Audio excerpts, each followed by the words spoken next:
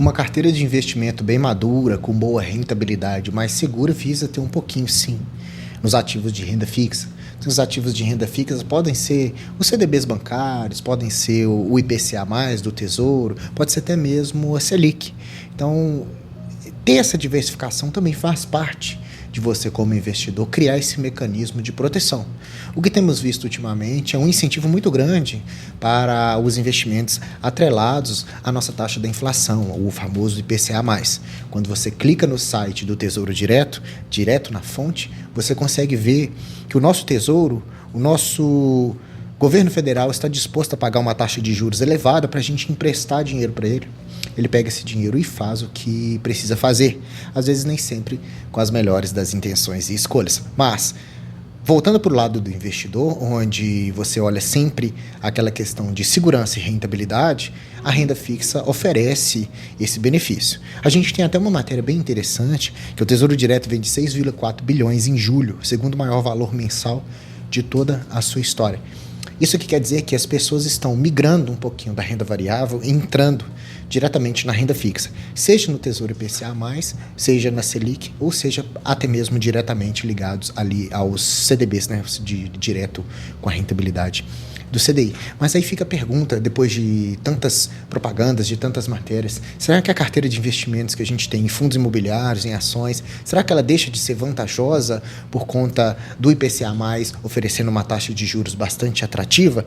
E isso é uma pergunta que eu vou te responder aqui. Você vai conseguir reforçar a sua tese de investimentos. Porque quanto mais matérias a gente vê, mais tendencioso a gente fica em ficar mudando de opções, né? A gente não sabe se a gente coloca o nosso dinheiro na renda fixa, se a gente coloca na renda variável, se a gente compra mais fundos imobiliários, se a gente compra mais ações, mas o que dita isso é a sua tese pessoal de investimento, o quanto de fundos imobiliários você quer ter na sua carteira, o quanto de ações, o quanto de renda fixa você quer ter. Já tem vídeo meu explicando sobre isso, sobre essa diversificação, de acordo com perfis de investimento. Se você quiser, eu vou deixar aqui para você clicar e assistir, eu acho bastante pertinente que você assista. Mas, tirando isso de lado, a gente se questiona, poxa vida, então será que os meus fundos imobiliários estão performando pior do que o IPCA+?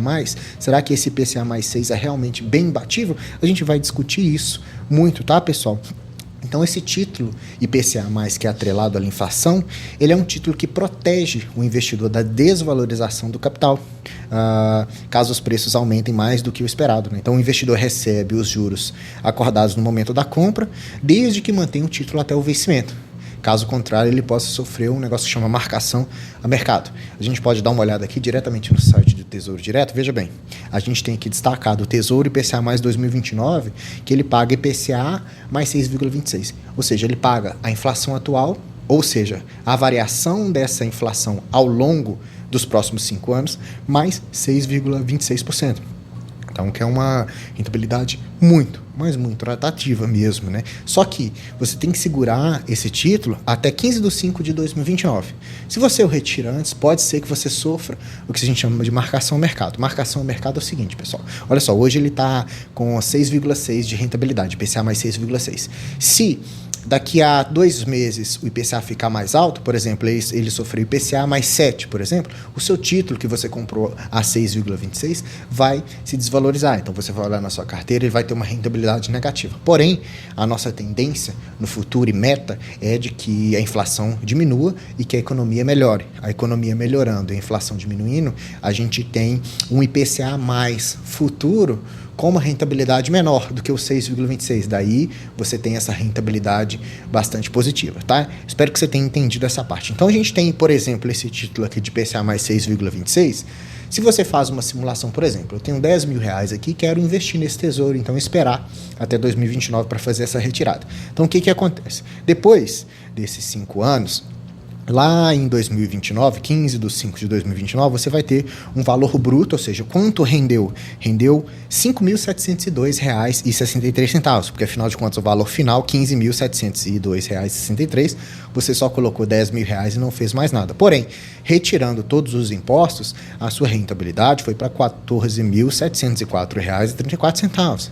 De certa forma, pessoal, uma rentabilidade atrativa, né? Você vence ali da poupança, vence de alguns CDBs, vence de alguns LCIs e LCAs, vence dos fundos DI. Então, isso é um investimento onde você vai emprestar o seu dinheiro para o governo de forma bem segura, você vai ter a garantia desse recebimento no valor final, e você vai simplesmente virar as costas para esse tesouro e deixar ele rendendo sozinho. Não precisa fazer gestão de carteira nem nada, né? Então é tão interessante isso, porque se você olha a rentabilidade, então, de quem investiu em IPCA+, ou quem investiu na média do Ibovespa, né, nas ações ali, que reúne as ações mais negociadas da Bolsa de Valores, ou na média do IFIX, onde reúne a média dos fundos negociados, né, os fundos mais negociados da Bolsa de Valores. Falando de fundos imobiliários, a gente vê que nos últimos 5 anos, quem venceria essas médias de mercado seria o IMAB. O IMAB é a nossa carteira indexada aos títulos de renda fixa, seria uma carteira diversificada ali em IPCA+, tá? Feita pela Ambima. Então é o seguinte, a gente tem que nos últimos 5 anos 38% o IMAB, 29% o Ibovespa, 27% no IFIX. Então, isso quer dizer que os meus fundos imobiliários eles estão perdendo pela rentabilidade do IPCA+, na renda fixa. Então, eu aqui preocupado, fazendo as minhas análises, fazendo vários testes, simulações, trazendo vídeos para vocês. Tudo isso vencido em vão. Eu simplesmente poderia pegar o meu dinheiro e jogar lá no IPCA+, e dormir feliz, né, pessoal? Isso é o que as matérias querem dizer, tá? Mas, se a gente filtra um pouquinho, saindo desses indexadores, né, saindo do IFIX, que é uma média de mercado global que serve para analisar o que está acontecendo nessa média. Se a gente começa a escolher a dedo os bons fundos imobiliários, a gente pode ter uma rentabilidade que seria um pouco melhor. A gente observa uma rentabilidade maior, mas com certo risco, nos fundos imobiliários de papel, aqueles de CRIs, por exemplo, né? Esses fundos têm uma rentabilidade entre 10% e 15% ao ano, tá? Então, esses fundos ele investem nos títulos de renda fixa. Então, por isso que eu os trouxe aqui, tá? Então, para comparar brevemente o IMAB, o IPCA+, a gente traz fundos de papel, que eles são atrelados ao IPCA e são atrelados ao CDI, tá? Então ele tem essas rentabilidades mistas, a maioria deles ficam nessa gestão de carteira ali de acordo com a macroeconomia. A gente tem também que rende um pouquinho menos, mas tem uma certa segurança um pouco mais fixa dos fundos de tijolos, que tem uma rentabilidade entre 5% e 10% ao ano, né? Esses fundos eles investem diretamente nos imóveis fixos, como os shoppings, as lajes corporativas, os galpões, né? Eles são mais sensíveis ao mercado imobiliário, a taxa de vacância também é muito importante, né? E o retorno pode ser impactado pela valorização dos imóveis. Então, o gestor pode vender um imóvel num preço muito atrativo, então te dá um dividendo ali extraordinário, que isso geralmente acontece uma vez por ano, né? Então, isso aí pode ser uma rentabilidade positiva. Ou você pode ter também fundos híbridos, né? Que variam entre 7% a 12%. Eles investem tanto nos CRIs quanto outros imóveis fixos também, né? O galpões, os shoppings ou outros fundos imobiliários. Então, a gente tem essa média geral, considerando essa rentabilidade entre 8% a 12%. Por que eu falei sobre isso, sobre essa diferença entre os fundos? Porque, para a gente analisar de maneira mais criteriosa, para comparar com o IPCA+, eu preciso ver qual que é a média de uma rentabilidade de bons fundos imobiliários. Então, a gente percebe que vai de 8% a 12%, por exemplo. Então, aqueles mesmos R$10.000 lá que eu coloquei no IPCA+, que rendeu 14.704 de forma líquida, se a gente joga ele numa rentabilidade média de 12%, que é possivelmente construída com fundos de papel, fundos de CRI, você conseguiria ali 17.623. Então, você sairia na frente na rentabilidade média, né? Considerando fundos imobiliários que têm uma rentabilidade mais positiva na questão da distribuição dos dividendos e você reinvestindo esses dividendos. Só de juros você ganharia R$7.600. Lá, você ganharia 4.000 alguma coisa. Então, observa que algumas matérias podem ser tendenciosas, pegando os indexadores médios de mercado e colocando eles como verdade absoluta, sendo que a nossa carteira individual, cada carteira vai ter a sua rentabilidade. Isso depende das suas escolhas, depende do valor que você paga por aquele fundo imobiliário. Você pagar R$100 em uma cota de um fundo imobiliário ou pagar R$94 nessa mesma cota, vai te dar um yield completamente diferente, uma rentabilidade diferente. Então, saber o preço certo na hora de entrar é bem interessante também, tá? Se a gente pega, por exemplo, aqui um fundo de papel que está atrelado um pouquinho ao CDI, um pouquinho ao IPCA, para a gente ver essa média comparativa com o IPCA+, a gente pode pegar o HGCR11, que hoje é da Pátria, né, que está pegando aí todos os fundos imobiliários. Então, a gente tem o HGCR. O HGCR é um fundo bastante importante no IFIX, né? Ele tem um valor de mercado muito interessante, 1,6 bilhão em créditos, né? Ele tem hoje, está negociando acima do seu valor patrimonial, então o mercado está disposto a pagar muito mais por ele, por aquilo que ele vale, entregando um yield em média de 11%, ou seja, hoje acima da taxa da Selic, então ele tem essa boa rentabilidade. A carteira dele hoje está 72% atrelado à inflação e 28% atrelado ao CDI. Antes, estava com uma rentabilidade maior atrelada ao CDI, porque a gente tinha uma taxa Selic um pouco maior nos anos passados, né? Então, o gestor ele vai modificando essa carteira, vai comprando outros CRIs que estão atrelados ou ao CDI ou ao IPCA, para ele melhorar essa rentabilidade. Você vai entender por quê, quando a gente faz a análise também a longo prazo, nos últimos 5 anos, a gente percebe que o HGCR11 venceu o IMAB, venceu o IPCA e venceu o IFIX. Olha só, ele rendeu 48%, enquanto o IMAB 38%, 33% para a nossa inflação geral e o IFIX 27,14%. Então veja, se eu comparo o IMAB com o IFIX, é claro que o IMAB vai vencer. Agora, se eu começo a escolher a dedo bons fundos imobiliários, seguros, com bom patrimônio, boa distribuição de dividendo, um yield legal, uma carteira diversificada, eu tenho uma rentabilidade muito superior. E por que eu estou dizendo isso? Mais uma vez, para reafirmar a tese de investimento, porque às vezes você fica em dúvida, o que será que eu faço da minha vida com os investimentos, né, pessoal? Claro que não é sugestão de investimentos, tá? É só mesmo para a gente poder criar um reforço aqui na nossa construção de conhecimento, pessoal. Olha só, para você ter uma ideia, por que então que o HGCR venceu o IMAB, é o seguinte, pessoal, na carteira de crédito dele, quando a gente pega os primeiros 15 CRIs dele, a gente percebe que ele tem uma taxa média maior do que o IPCA mais 6. A gente tem aqui, ó, o IPCA mais 8,3, a gente tem IPCA mais 6,8, mais 8,6, mais 7,3, a gente tem IPCA mais, o mínimo é IPCA mais 6, entendeu? Então, quando eu somo essa carteira toda atrelada ao IPCA e ao CDI e aqui até o IGPM, eu tenho uma rentabilidade superior ao que o IMAB fornece. Então, quando eu compro cotas do HGCR, eu recebo esses dividendos, eu pego os dividendos, reaporto novamente e faço isso consecutivamente ao longo dos anos, eu vou conseguir ter uma rentabilidade, pelo menos é o que aconteceu nos últimos 5 anos passados, foi o vencimento ali contra a renda fixa, tá, pessoal? Apesar de que são critérios diferentes,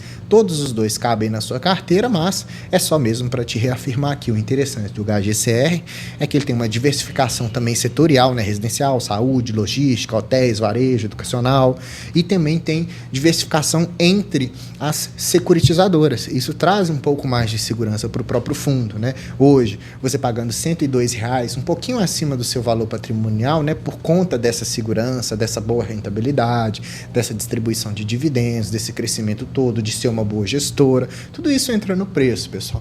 Então, você pagando R$102, você vai receber ali 11,42 de dividend yield, tá? Então ele vem pagando ali consecutivamente. Esse ano já pagou 11,46, ano passado 13,50, 13,78 em 2022, 10,39 em 2021. Atualmente, nos últimos meses, ele tem pago 95 centavos em dividendos por cota. Então essa é a ideia de você sempre pegar um ativo e analisar de forma concreta e objetiva quais são as maiores rentabilidades que você pode ter dentro dos seus investimentos. Hoje, se você pega, por exemplo, a cotação do HGCR, você percebe que está com uma rentabilidade negativa de 2,53 no acumulado do ano. Poxa vida, será que aconteceu alguma coisa? Aconteceu é que, no passado, esse fundo estava negociado muito acima do seu valor patrimonial, porque era um fundo bastante seguro. Então, o investidor estava disposto a pagar qualquer preço por ele. Hoje, com essa correção de mercado, porque existem outras opções de concorrentes melhores também, tipo KNCR, por exemplo, MXRF, por exemplo. Então, o investidor sempre vai dar uma olhada nessas rentabilidades e no preço que ele vai pagar pelo ativo. Então, por isso que ele está se corrigindo, mas é um fundo que ainda está um pouquinho acima do seu valor patrimonial. Claro que você tem que analisar toda a segurança, não é só porque está acima do valor patrimonial que você não vai comprar de jeito nenhum, né? Depende muito da sua carteira de investimentos, como que está, onde está precisando se balancear, né? A gente tem outros fundos mais famosos, digamos assim, né? Se a gente mede a rentabilidade dos últimos 5 anos do MXRF, BTLG, XPBL, que seria um híbrido, né, que é o MXRF, o BTLG, que é o de logística, e o XPML, que é o de shoppings, a gente percebe que todos eles ganharam do IMAB também, do IPCA+, né, nos últimos 5 anos. O MXRF com 73% de rentabilidade, BTLG 57%, XPML 44%, IMAB performando com 36%. Então, veja, quando você escolhe por conta própria os seus próprios fundos, bem fundamentados, fundos escolhidos ali a dedo, carinhosamente, avaliando cada quesito e montando estrategicamente a sua carteira de investimento, com certeza você não precisa ficar com medo de ser invadido por essas notícias, onde se você não investe em renda fixa, você está perdendo dinheiro, né, pessoal? A gente sabe que isso é uma falácia. E sem contar que nessa simulação eu não fiz o desconto do imposto de renda analisando a carteira do IPCA,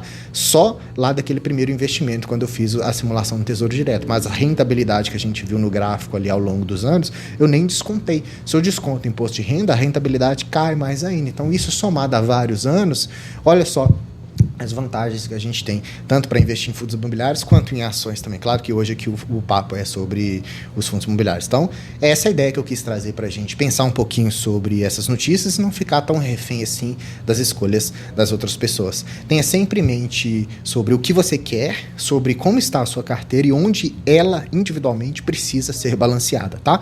Espero que você tenha gostado desse vídeo. Se você gostou, deixa like para mim, se inscreva no canal se você não é inscrito, ativando o sininho, pessoal, porque aí eu faço vídeo todos os dias, você vai receber e assistir em primeira mão, ficar atento a tudo que está acontecendo no mercado, porque cada dia tem um tema diferente e novo aqui no nosso canal, tá bom, pessoal? Aqui você assistiu o canal do Investidor Classe Média, eu sou o Gustavo, te vejo no próximo vídeo, até mais.